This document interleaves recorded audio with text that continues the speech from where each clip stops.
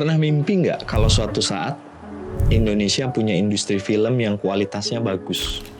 Bisa bikin series selevel drama Korea kayak Squid Game atau Kingdom. Atau bikin animasi keren kayak Disney atau Ghibli. Kita sebenarnya udah punya potensi. Industri film kita lagi berkembang. Tahun ini aja ada Jumbo, animasi buatan lokal yang keren dari segi cerita maupun visual. Joko Anwar selama ini konsisten bikin film bagus. Dia baru ngeluarin Pengepungan di Bukit Duri. Ada juga Sore, Istri dari Masa Depan, yang juga bagus. Ini baru film keluaran 2025 doang ya. Namun, potensi ini bisa jadi mati sebelum berkembang. Kenapa?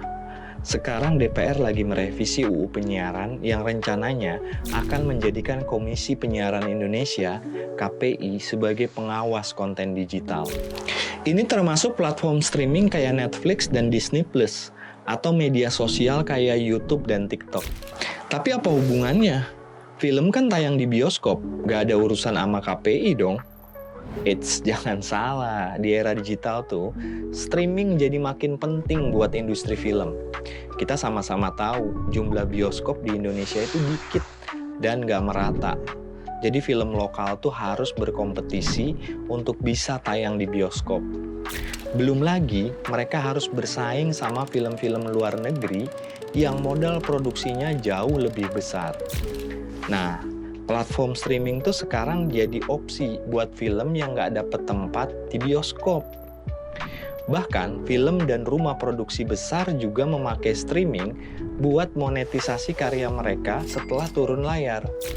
Nah, di sini letak masalahnya kalau UU Penyiaran dipakai untuk mengatur industri digital.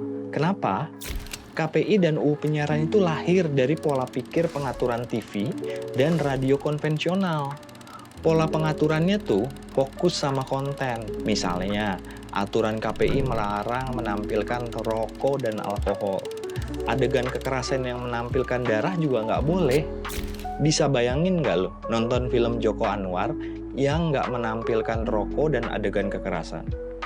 Kita paham bahwa di digital ada konten berbahaya. Namun, Komdigi sudah punya regulasi untuk itu. Misalnya untuk melarang judul, pornografi anak, sampai terorisme. Selain itu, platform streaming juga punya klasifikasi usia untuk melindungi anak.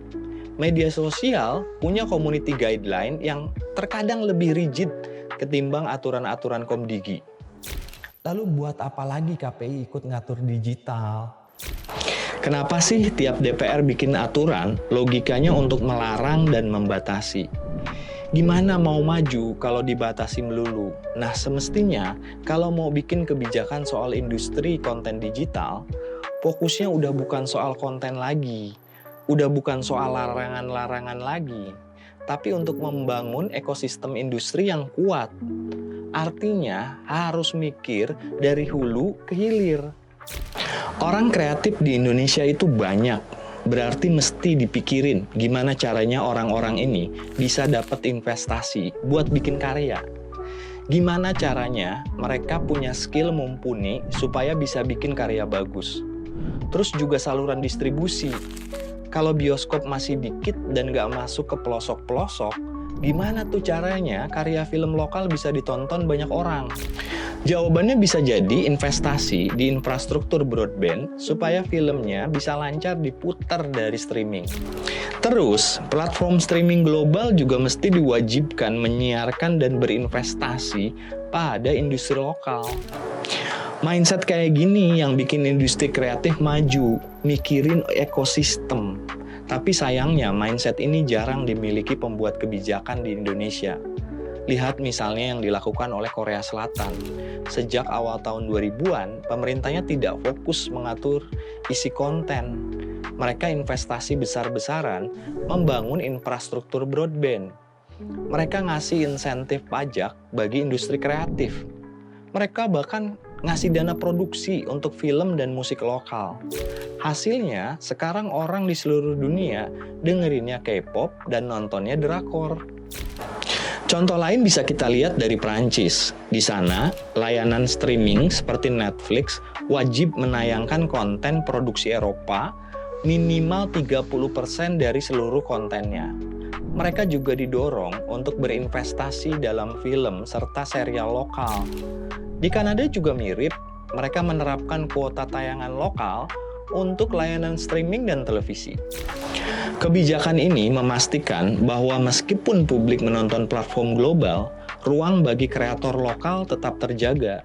Tujuannya bukan membatasi platform asing, tapi menjaga identitas budaya nasional dan memberi ruang bagi produksi domestik. Ruang digital kita hari ini adalah tempat untuk berekspresi. Kalau ruang itu diatur dengan cara lama, resikonya besar. Kita kehilangan energi kreatif. Kita butuh kebijakan yang menumbuhkan, bukan mematikan. Pertanyaannya sekarang, DPR sudah berpikir sejauh mana? Ayo sampaikan kepada publik rencana pengaturan digitalnya seperti apa.